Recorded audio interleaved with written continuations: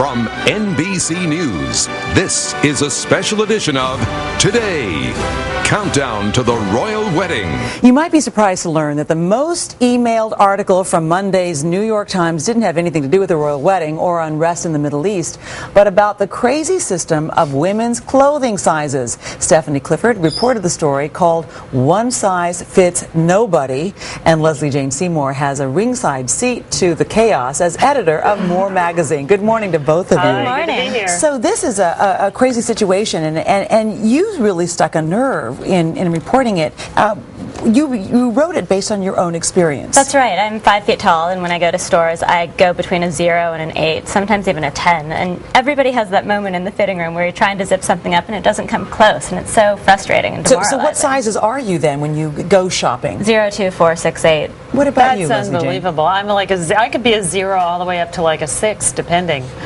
It's crazy. No, it is crazy. It depends on where you go, and it depends on, if you know that brand. I think the big problem is when you want to shop online. How do you even know? I have friends who buy 5 at a time and send them all back, and I know that you do that too, I do, right? yeah. I'll buy at least 3 sizes when I shop crazy. online. And sometimes they're even in the same store. Oh, you that's have right. different sizes. Within the same brand, you can't even tell what you're going to wear. What explains this? How much does this have to do with vanity sizing? Well, it actually started, men's sizing is so standard because it was based off military uniforms during the Civil War.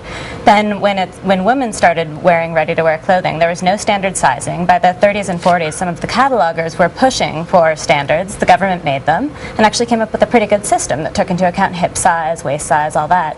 But nobody wanted to use it because they started realizing that if they made sizes seem a little bit smaller, you'd feel a little bit more petite if you could fit into a 4 rather than a 6 or an 8. You might be more likely to buy it then as a That's result. right. However, you reported something pretty staggering. You said that there is a $194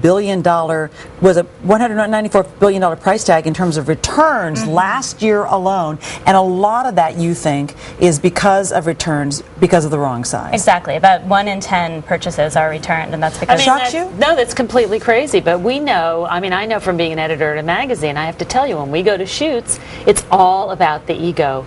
We actually cut out the size. If a celebrity says that she's a size 8 and we know she's not, we cut the sizes out because she won't put it on if it says it's a 10. So to some degree, we're the problem. Yeah. Okay, let's. No, you don't agree with that? I don't. I think Why? the retailers are the problem because women shouldn't feel bad when we're trying on clothes. We just need to know what size it is. Right. Okay, so let's take an example of this. You've Yeah. got some dresses here, and these are all supposed to be a size 6. That's right. So But these just are all look at the 6s. difference in how big they are. Right. Different torsos, different waist sizes. Even And then different look at shoulders. this one. Look at Yeah. this one. Stephanie and I were looking at this. This looks gigantic on the top. Yeah. That'll fit some people, but it won't fit other 6s. So it is. Right. So you're saying really that it really is all skewy. We've got some jeans over here as well. And what do we? This is the worst thing to shop for, jeans. This is. So this uh-huh. is actually a solution to the problem. These are jeans from Levi's, and each of the backs are a little bit different for different hip shapes and different butt shapes. So these are for the kind of fuller figured woman, and these are for the slimmer woman.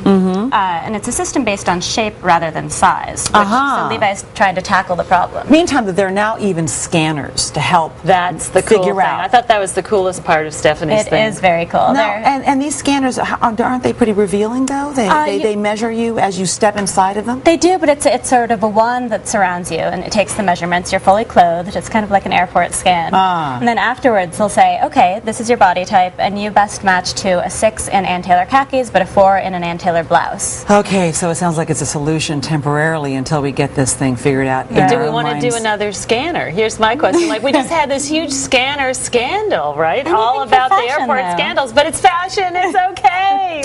We need it. To be continued. Obviously, we need a new chapter on this story. Get it done at the airport, right? Okay. Scan for your size and get on the plane, right? Lesley Jane, thank you so much. Thank you so much for writing this piece. It's really gotten us talking. Yeah, it Who was a fun knows? one. Maybe you'll start a revolution of changing sizes. And thank you so much. In the meantime, coming up here on Today, the latest cast off from the biggest